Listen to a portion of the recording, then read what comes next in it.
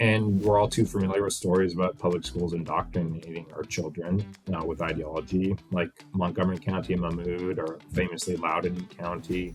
But the government, I think we should agree in our democratic system, cannot impose the orthodoxy upon people that don't want to.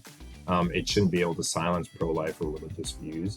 And so it matters that these students who are forced to go to public school, religious students, pro-life students, should be able to express their opinions. And the government should not be able to stop them just because other people don't like what they have to say. Welcome to the Napa Legal Podcast. I'm Joseph Clement, Content and Program Manager at Napa Legal. In this week's exciting special guest episode, we're joined by Mathew Hoffmann, who's an attorney with the Alliance Defending Freedom. And today we'll be focusing on free speech in public schools, especially through a case that ADF is currently involved with that's pending before the Supreme Court. So Mathew, thanks so much for joining us today. Joseph, thanks for having me. It's a pleasure to be on. Yep, absolutely. We're very grateful to have you on today. So before we get into this case and some of the issues we're going to talk about, I'd love to just take a chance to introduce yourself. Tell us a little bit about your work and your involvement at ADF. Yeah, so I'm an attorney at Alliance Defending Freedom, or ADF for short, as you said. I'm on our appellate advocacy team, which focuses, as its name indicates, on appeals and then also Supreme Court litigation. I've previously served as legal counsel on our academic freedom and free speech teams. So I focused a lot of my work at ADF on free speech issues, including this case. Just to step back and talk a little bit more broadly, I'm sure a lot of the audience are familiar with Alliance Defending Freedom, but if you're not, we're the world's largest legal organization committed to protecting religious freedom, free speech, sanctity of life, parental rights, and God's design for marriage and family. Our basic mission is to keep the door open for the gospel by advancing every person's God-given right to live and speak the truth. And we also focus on building out alliances through training programs and allied attorney networks. As part of the Supreme Court litigation, we've been an active player at the highest court. And since 2011, we've had 16 victories at the Supreme Court, and we currently have 4 cases on the merits pending before the Supreme Court, including 2 of the women's sports cases. Great. Yeah, thank you. I'm excited to see. I know ADF has a couple cases right now before the Supreme Court, like you mentioned. So we're definitely looking forward to seeing those as they come out, and hopefully seeing this one too if it gets taken up. So with that, we'll dive right into what we're discussing today. So as I mentioned, we're talking about free speech in public schools, but we're going to start off by going through this particular case that ADF is litigating right now, pending cert. So this is ED v. Noblesville School District. We mentioned it a few weeks ago in our podcast. But to start off, Mathew, if you could just kind of give us the facts, what's going on in this case, and where is it at in the courts? We hope that this is the next ADF Supreme Court case, or one of the next cases that the U.S. Supreme Court will take up here. The petition for a writ of certiorari is fully briefed, and the court should consider it at conference soon. So in this case, the Seventh Circuit came to the bizarre conclusion that someone might think that the school, Noblesville High School, and not a student club, was speaking through the pro-life group's flyers that had pictures of people holding up signs that said defund Planned Parenthood. And the Seventh Circuit said that simply because someone might have confused that with the school's speech, not that I've ever heard a school say defund Planned Parenthood, but because of that conflict, the school could basically censor that speech. So the background on this kind of bizarre outcome and result was that the freshman student, ED, using her initials because she was a minor at the time, worked hard before her freshman year even started to bring Noblesville Students for Life, which is a chapter of Students for Life of America, and its life-affirming message to her high school campus. She took a summer job to fund its launch. She got an advisor from a teacher and obtained official school recognition. The high school had over 70 recognized non-curriculum related groups, from Young Republicans to the Young Democrats to the Gender and Sexuality Alliance and to the Fellowship of Christian Athletes. These clubs were student-initiated and student-led as a form of extracurricular activity. They weren't part of a class. It was just, you could meet during off time and discuss common interests or participate in various projects. So to advertise the club's first meeting, ED asked for permission to post flyers, like other student clubs could, but the school said no because the flyers contained pictures. They were just taken from a Students for Life template of students holding signs saying, defund Planned Parenthood.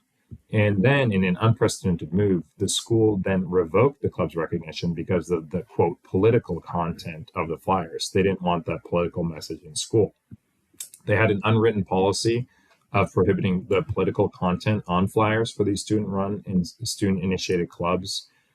So after this censorship and some other events, ED and Noblesville Students for Life, the club, filed a lawsuit with First Amendment and Equal Access Act claims, among some other claims. Yeah, absolutely. I remember when we first talked about this case, Frank and I were a bit confused about how could a school ban "quote unquote" political content when they have the Republicans for the school Republicans, the school Democrats, but then the school pro-life group, gets shut down for political content. It's really a confusing result. I mean, a lot of you understand the need to preserve order, but don't a lot of this public school debate exists to discuss political issues? I mean, that's kind of one of the points I would say of this. And that kind of like leads into a discussion of how student speech can be regulated in schools. Because the Supreme Court has said that students, of course, don't give up their free speech protections when they go to public schools, but that there are special characteristics of the school environments that justify different rules than would apply in the public at large. So, for example, of course, in the lower schools, there are minor students with different levels of appropriateness. And then schools also have not only an educational function, but a custodial function to look after the kids that are in their care. So there is some modification of First Amendment principles. So in the big case for lower school student free speech, the big case is called Tinker versus Des Moines Independent Community School District, which is an old 1969 decision. But it's still kind of like the guidepost for student free speech rights. And in that case, the court held that the school could not stop students from wearing black armbands, kind of a passive protest, to school and class to protest the Vietnam War. What the court said then is for the schools to stop student speech, there had to be a, quote, material and substantial disruption from that speech. But the so-called disruption that comes from hearing a potentially unpopular viewpoint doesn't qualify as disruption. That's just somebody offended at what you're saying, not an actual interference with the school's educational function. So since that 1969 case, there's been a handful of other rulings from the Supreme Court on lower school speech rights. So Tinker gives the default rule about there needing to be a disruption or a forecast of a disruption to kind of stop student speech, but there's other rules that apply in certain circumstances. So the most relevant for our purposes, which we'll get into a little bit later, is Hazelwood School District versus Kuhlmeyer, which is a 1988 case that said that schools had greater control over school-sponsored speech, essentially because it's the school speaking through that, or the school trying to achieve some sort of function through its curriculum. And then in that case, schools can regulate speech in a manner reasonably related to the legitimate pedagogical concerns of the school. And then two other more minor ones, which are somewhat commonsensical, but schools can regulate indecent, lewd, or vulgar speech uttered during school time. And then schools can regulate speech on campus that promotes for illegal drug use. And that first case is called the Frazier case, and the second is Morse versus Frederick. Yeah, it's a great segue into talking about Hazelwood in this case. And from what I understand, Hazelwood, especially in the fact pattern, seems pretty clear that this exception to Tinker, that students don't shed their rights at the schoolhouse gate, it seems pretty clearly tied to curriculum, right? I think the school is basically regulating this journal that was part of an actual class. So I'd love to hear a little bit about how does Hazelwood work in this case, and how did the Seventh Circuit read it so as to actually rule against the pro-life student group here? Yeah, you're right, Joseph, that Hazelwood is specifically involved, and I think I'm going to discuss it a little bit later here, but it was a school published school official newspaper, a school-sponsored newspaper, that was published as part of a class. So there's certainly that curricular tie, and that's kind of the whole issue that we're bringing to the Supreme Court here. So in this case, both the district court in Indiana and then the Seventh Circuit upheld the censorship of these flyers. The district court said it was a, quote, non-starter, that ED had the First Amendment right to post a flyer containing political speech at schools. And then the district court applied that Hazelwood rule instead of the default Tinker rule, which ED argued for. She argued she did argue that, but then the district court said that the Hazelwood rule applied because the flyers could reasonably be perceived as bearing the imprimatur of the school, and that it would thus be reasonable for parents and other members of the public entering the school to erroneously attribute any political message to the school itself. So it's as if the school would literally be saying defund Planned Parenthood. That's what the district court said. So then ED appealed, but the Seventh Circuit affirmed, and under basically the same reasoning. It said that Hazelwood controls student speech that others might reasonably perceive to bear the imprimatur of the school, but it did acknowledge that these student interest clubs, like Noblesville Students for Life, were student-initiated and student-led. But it said that because where and how ED sought to display her posters, they could be perceived as the school's own speech. So they said, the court said the flyers would have appeared on school walls alongside announcements for school-sponsored events and remain posted for days. I think, to me, anyone familiar with the high school is going to know that there's tons of flyers posted for a variety of things, and that certainly the school is not endorsing that. But anyhow, the panel wrote that the flyers were untethered to any identifiable student and indistinguishable from official school materials. They said they would have said Noblesville Students for Life on them too. So again, it's kind of seems like tenuous reasoning. But then every student flyer required a faculty member's initials for approval, which might mislead observers into thinking the school endorses the defund Planned Parenthood view. So thus, the court said that the reasonable observer could conclude that the flyers reflected the school's endorsement because they promoted a club meeting during school hours on school property and under the supervision of a faculty advisor. All those facts indicated that Hazelwood itself was triggered, focusing on how a reasonable observer in the community would perceive this speech. And then on the second step there, under the applicable scrutiny, the court said that the ban on political flyers survived Hazelwood scrutiny, being related to a legitimate pedagogical goal of maintaining neutrality in matters of political controversy, even though ED had argued that the flyers fostered the very kind of robust debate that secondary schools, that high schools like hers should encourage. So this gets us into, as you're saying, Joseph, sorry for that long background, but it gets it into the proper reading of Hazelwood. So the Seventh Circuit in this case applied Hazelwood based solely on what someone might perceive to be the speech, how they would think about those posters appearing in the school. And it's the confusion, who is speaking through the poster? Is it the student or is it the school? I think under that question, I come out on the side of the student, no doubt. I'm certainly biased, but it doesn't seem like the school is going to be posting these pro-life flyers. But the larger problem, though, is that Hazelwood never said you just look to what a reasonable observer says. The issue in that case involved the school's censorship of a school-sponsored newspaper, which, as we're discussing, was part of a class, part of the journalism class, and taken for a grade. So it was literally like a class assignment. And then the court said in that case that the proper inquiry focused on the educator's authority over school-sponsored publications, theatrical productions, and other things that people might reasonably perceive to bear the imprimatur of the school. But then it went on to say these activities may fairly be characterized as part of the school curriculum, as long as they're supervised by faculty members and designed to impart particular knowledge or skills to student participants and audiences. And the court later discussed how schools have the obligation and right to kind of control this sort of school-sponsored speech to make sure it's keeping control over what lessons are taught, making sure students are educated. So what that discussion shows, at least as we interpret it, as other courts have interpreted it, is that to trigger that Hazelwood scrutiny, there has to be a curricular tie. Like it has to be part of the curriculum at the very least, because otherwise it's a very broad authority that could really apply to anything based on what the Seventh Circuit here thought an observer in the community would think, and that's a very broad interpretation of just any random person.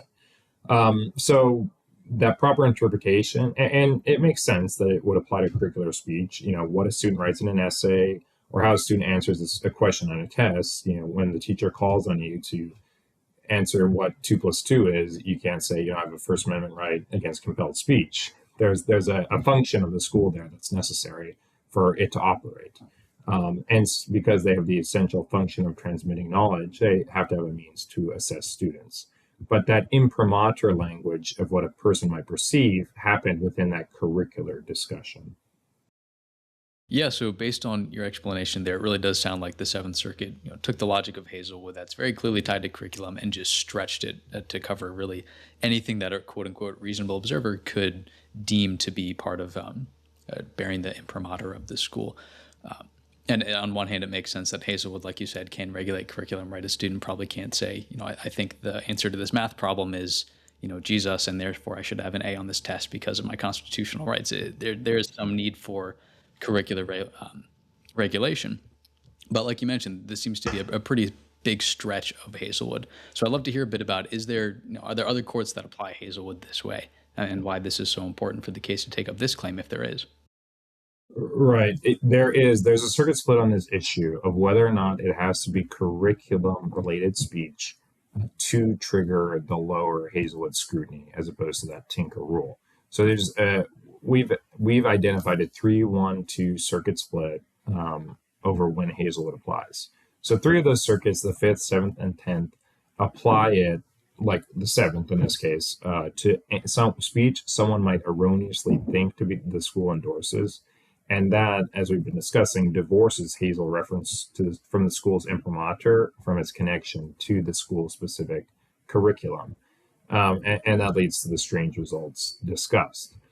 And to put it in the broader context then, too, that means, the young people would, under this analysis, reasonable people would have to think that the Young Democrats posters were speaking for the school, same with the Young Republicans, even though is that a conflicting message that the school is still apparently endorsing? It really kind of doesn't make much sense in that respect. And then in the middle position in that circuit split, the one is the Third Circuit, which applies to Hazelwood for any organized and structured educational activity. So that can kind of be seen as like a broader curriculum related tie, but not exactly the focus because the Third Circuit has applied Hazelwood to student speech in like a class holiday party, which hardly seems curricular. And then on the opposite end of the spectrum of the circuit split, the 6th and 11th circuits properly apply Hazelwood to only when students engage in school-sponsored curricular speech, like in a high school journalism class, which was the facts of Hazelwood itself. So on the one side, to sum it up, there's just what a reasonable observer would say, and then on the other side requires that curricular tie. Yeah, so this reasonable observer understanding of Hazelwood sounds a little bit like Lemon, the old ghoul. And I know anyone in religious liberty, when you hear Lemon, your ears probably start to burn a little bit. So I'd love to hear, I noticed this in the cert petition too. It said that this reasonable observer test looks a lot like the same one that Lemon required for Establishment Clause questions. So I'd love to hear a little bit about how Lemon comes back into play here. I know the court in Kennedy said we've long since disavowed this standard, but it's clearly still alive, at least in some other kind of laws, and free speech law especially, as we're talking about here. So I'd love to hear a little bit about how does Lemon come back into play here? Is that reasonable observer test still alive? Yeah, in constitutional law, I think whenever you hear the words reasonable observer, the hairs on the back of your neck should stand up a bit because it's just like Lemon style rules all over again, I think. And that's what I thought about when I saw the Seventh Circuit's opinion issue in this case. So as I'm sure most people are aware of, that the Lemon and then its endorsement reasonable observer test offshoot became a test for estimations about what a reasonable person would consider the government's action to be an endorsement of religion. And in that Kennedy versus Bremerton School District case you referenced, the Supreme Court said it invited chaos and led to differing results in material identical cases.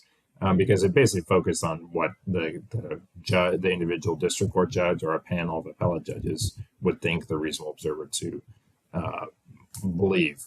And that, of course, based on your different judge, would get different results. So the courts rejected that for the Establishment Clause claim because it implemented a modified heckler's veto, which allowed religious activity to be prescribed based on perceptions or discomfort of the audience.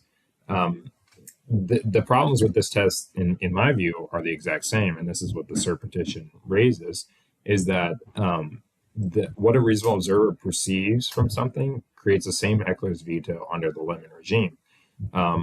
Under the Seventh Circuit logic, someone's perception that the school was endorsing or saying defund Planned Parenthood, and could thus cause controversy among some people in terms of all political speech which the school tried to ban here, that is sufficient to give the school leeway to ban that student speech. And I think that creates the exact same problems. The school wanted to avoid political controversy, which is essentially a heckler's veto in this case. They're saying, because of someone's reaction to what you're saying on a poster, we're not going to allow you to post it. So the Kennedy case recognized that Lemon is no longer good law in terms of the Establishment Clause, but the Seventh Circuit applied effectively the same analysis, not by name because it's not an Establishment Clause case, but as discussed, it gives the same problems as in Lemon. They stopped ED from posting her posters based on the fear that people would think the school was saying that, and that they would then have a lesser opinion of the school, basically. So the cert petition urges the court to recognize the reasonable observer, because the reasonable observer standard, divorced from Hazelwood's curricular requirement, just leads to these kind of inconsistent, abstract, and unfair results. Yeah, so we've talked so far a lot about this case from a free speech perspective, which makes sense, especially as it's really a way to kind of correct an erroneous reading of Hazelwood, it sounds like. But our discussion about Lemon really does make me wonder, is there any sort of free exercise claim that can come in here? You know, a lot of pro-life groups will do so because of a religious perspective. And kind of as a follow-up to that, is there any advantage to doing a sort of hybrid free speech and free exercise claim? Sure. So this specifically is a free speech case about pro-life speech. So as we know, many people hold pro-life views based on their religious beliefs. So in that respect, this is definitely a religious adjacent case, because granting schools or allowing schools greater power to regulate student speech will certainly backfire on students who want to share their religious beliefs. But to be clear, the only claims are speech claims in this case. But I think there are some situations in which a religious exercise, a free exercise claim, could be advantageous. So we've been talking about all these different school speech rules, Tinker, Hazelwood. But the bottom line is that they're all less protective than the rules that you would receive in the general public. In the general public, the government could not at all ban political speech. I mean, that would be struck down instantly, I think, across the country. But it's only because of these different rules apply in school that we're even having this dispute all the way up at the Supreme Court. But in terms of a free exercise clause claim, the same rules apply in school as out of school. So as I'm sure you've discussed in the big case last year, Mahmoud versus Taylor, the Supreme Court applied strict scrutiny to the school district policy that refused opt-outs for religious students from LGBTQ curriculum. So they applied the same rule in school as they would have applied out of school. And that's something that you can't get under the free speech claims, and that could be very advantageous. I think the problem, as we all know, is there's the Smith rule that a neutral and generally applicable policy won't usually trigger strict scrutiny unless you have some sort of exception. And so it'll be difficult in an analogous situation if there's kind of a general speech policy to bring such a claim. But to the extent, the school bans political and religious speech, I think there's more of a religious hostility, religious targeting claim, and then the policy is not neutral and generally applicable. And in that case, a free exercise claim would be strong. Yeah, I love your mention of Mahmoud, and I'm personally really excited to see how Mahmoud plays out in lower courts, especially with the recent case Mirabelli, which was where the court declared that California's parental exclusion policy, so basically having teachers, treat boys like girls and girls like boys, and then lie to parents about it, that's unconstitutional. And in Mirabelli, they clarified that Mahmoud is a lot broader than I think it was the Seventh Circuit in that case. I might be wrong, but whatever the appellate court there, whatever the ruling they used in Mahmoud, that it was way too narrow, and that Mahmoud really does protect religious rights more broadly from parents in schools. So I'm really excited to see how Mahmoud kind of plays out in schools, especially after Mirabelli. So before we kind of move on to taking this conversation a bit broader outside of this particular case, I'd love to hear a little bit about, just practically speaking, what does a positive ruling in this case do for religious individuals? What would a bad ruling do against religious individuals? A ruling that protects free speech, for one, like like ED here, I think protects it for all, from all viewpoints, really. So I think that helps religious people automatically in a win. More specifically, I think, unfortunately today, many people think the expression of common religious beliefs, like ED's pro-life speech, like opposition to same-sex marriage, is hateful, bigoted, and controversial. And as a cert petition notes, courts have used Hazelwood to stop student speech that others find controversial, even that published in a college student newspaper or a student's social media post about an election. So, in that respect, a positive ruling here would confirm that more limited student speech protections must be for speech directly tied to the curriculum, not sort of all these extracurricular applications that we're seeing. And so that will help religious students who want to talk about their faith and defend their faith without fearing that they might offend someone simply by expressing their religious views, and that could then be punished by the school based on that offense. So I think, especially because people have some hostility to religion, this ruling could really help. A positive ruling here could really help.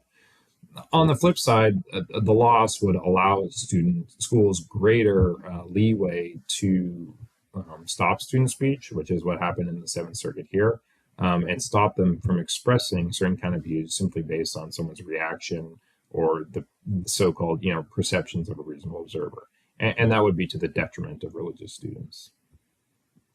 Yeah, we're definitely very excited to see if the court takes this up, and we'll be tracking if it does. So don't be surprised if you get a call back once this one proceeds. So I'd love to just kind of take this into a little bit of a broader conversation outside of just this case, but into regulating free speech in public schools at large. What does that look like right now? So right now, we've talked a bit about how case law is failing this particular student. Broadly speaking, what is this balance right now in our court's case law? What does that balance between curriculum and free speech look like? And then what do you think can be improved? Yeah, I don't think there's a good balance here, as these decisions and the majority of the circuit split side shows that anything someone might think to be the school speech can be regulated. There's no actual curricular tie. So I think that, as our cert petition knows, I mean, that's why we're bringing it, is that it can be improved by tying Hazelwood strictly to the curriculum, because they'll avoid the lemon style reasonable observer test pitfalls that we've discussed, and make sure that it just would really return the source of the authority to regulate such speech to the purpose, which is to regulate the curriculum. So the question then, though, becomes what qualifies as curricular. It can't just be any speech uttered during class. I think we have to be careful with the definitions, because if it's any speech in class, then the school could stop the Tinker students from wearing the black armbands, protesting the Vietnam War. Should it just be speech on assignments? It makes sense in some respect to apply to Hazelwood to that, because that's curricular. There's no First Amendment right to pass your math exam by discussing Shakespeare or some of the other examples. The question, though, becomes for religious students, well, can you stop me from writing about Jesus, as one of your examples earlier alluded to? And I think there can be different perspectives. But again, if on your math test you write every answer is Jesus, do you have a First Amendment right to do that? I kind of think not. But what if the school, and there are cases about this, ask you to write a personal essay about something important to you, and you write about religion, you write about Jesus, you write about a saint? Well, I think that's a completely different example, and that to ban that would be more of like the religious discrimination free exercise territory too, or there would be no legitimate pedagogical purpose from banning you from writing about religion when it's kind of a free essay like that. So just of note here, I'll point out that Justice Alito, when he was on the Third Circuit, had an interesting opinion about this, that these things should not be regulated under Hazelwood, because while they may be part of the curriculum, they don't meet the other requirement of like essentially speaking for the school under Hazelwood. So I think there are different ways to come about this that would ultimately be for the benefit of religious students if it's limited to curriculum. But the cert petition, in the first instance, or the first question, is that Hazelwood definitely has to be limited to curriculum. And then the question of what is curriculum, if the court were to address it, I think could be very helpful. But it's not necessarily part of this case. Yeah, it definitely does sound like there is this gap in protecting student speech. Like you said, a student has to be able to if they're writing about something that's important to them, they need to have that freedom to be able to write about their faith. And I'd love to hear a bit about how these kind of questions have played out in other instances, how other courts applied current precedents well. Have there been other times where students have tried to vindicate their rights in court and it hasn't gone their way?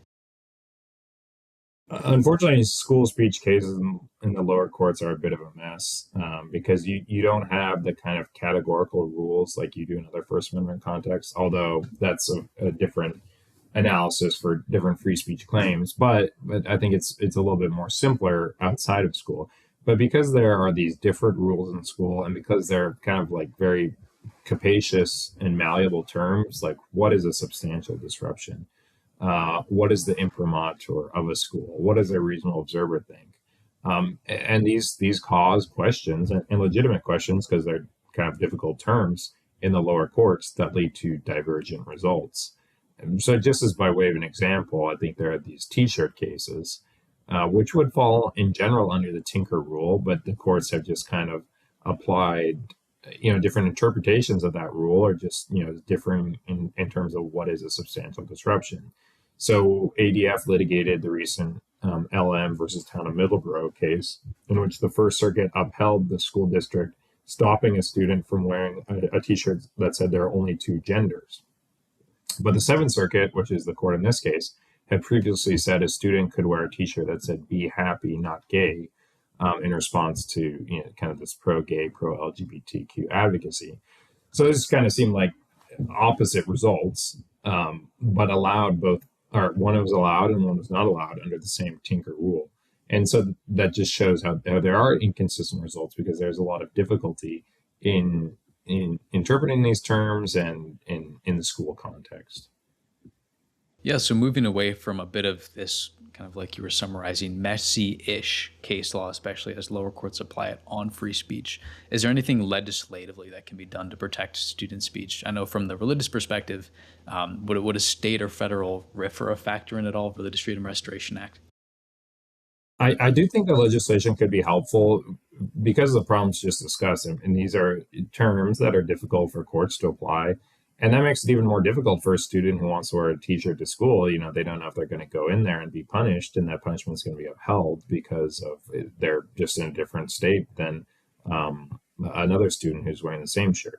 So I think legislation could bring some consistency. It can be a little bit more specific. In the related sphere, there's the Federal Equal Access Act, which I kind of referenced at the outset, which helps protect the right of student clubs to meet at schools. So that was initially passed a few decades ago when schools were preventing religious clubs from meeting in school. But that's proven effective at allowing a broader range of clubs, like political clubs, religious clubs, to meet in schools. So there could be something analogous for student speech. I think federal legislation may be tough, but it could be something that could be done. But state legislation defining a student's right to express political or religious messages, the T-shirts would be one, but then also that the students could post flyers in places designated by the school and have political or religious messages. I think that could be codified in state legislation, and maybe it should be. In a related context as well, ADF has worked to get model legislation called the Forum Act passed in a lot of states, which protects college student speech rights. So I think there could be a similar push for lower schools in the states, but unfortunately, I don't think there's been a lot of that. As we know, public education brings a lot of controversies, and I think it's hard to regulate in a lot of these spheres. And then the last point to your RFRA, RFRA could have an application here for similar reasons as a free exercise claim could. Maybe the circumstances are more limited, but I think there could be application of it here. And that helps get around the Smith neutral and general applicable problem. But there would still have to be some sort of religious burden, and which there could be in some cases, certainly. Yeah, I love the creativity that some states bring to like education law. I know there's kind of been this recent sort of Parents' Bill of Rights. I think Ohio passed one not too long ago, which is a little bit tangential to this, but there's definitely some creative options out there for states to start protecting student speech. And before we start to wrap up and broaden things even a little bit more, I'd love to just hear a bit about. So there's a lot of these compelled speech cases that we're seeing throughout the courts. Even Mirabelli, which I referenced earlier, could be seen as kind of a teacher compelled speech, forcing teachers to lie to parents. Is there a substantive difference between a compelled speech case where a school is saying, students, you have to say this, teachers, you have to say this, versus what we're seeing in ED here, which is active like restrictions against free speech for students? They raise, censorship and compelled speech raise similar concerns, but the Supreme Court has been clear that compelled speech presents even more serious First Amendment concerns because it said that involuntary affirmation, it has said, sorry, that involuntary affirmation can be commanded only on even more immediate and urgent grounds than silence. I think there's a recognition that forcing someone to say something does additional damage beyond just merely stopping them from speaking. So that language is taken from a 1943 case that maybe is a seminal case in constitutional law, Barnett, which upheld the right of Jehovah's Witnesses not to salute the flag and say the Pledge of Allegiance. So that applied in the lower school context and is a protection against compelled speech. And it appears to be a per se bar. There's no scrutiny. You can't compel basic ideological adherence with which your religious or free speech principles disagree. In the lower courts, it hasn't exactly been consistently applied, or it's been kind of dodged. So there's the recent case as well dealing with a pronoun policy in school for students, defending education versus Olentangy Local School District. And in that case, the Sixth Circuit said, well, we don't have to decide whether or not there's the per se bar on compelled speech because it would fail under the Tinker standard. You can't force students to use pronouns with which they disagree. Because there's no evidence of a disruption or anything like that. So courts haven't applied that rule, but I think it's an interesting rule, and it should be, the per se bar should be enforced, in my opinion, because the damage is clear to me, to the Jehovah's Witness in the Barnett case, but also to the students from the pronoun policies, forcing them to say something with which they fundamentally disagree. Yeah, I'm really hopeful to see kind of some improvement on applying some of these strong standards we have for compelled speech, especially as the transgender issues in schools continue to arise. And before wrapping up too, I'd just love to hear some of your thoughts on why does this conversation matter? Why does free speech in public school matter so much, especially for somebody who should conservatives that don't have kids in public school or that aren't teachers, why do they need to care about these issues too? It absolutely matters to everyone, conservative, liberal, kids, no kids. You don't believe in public education at all. You think there shouldn't be public education. I think it all still matters to anyone. First of all, there's a distinction between public and private.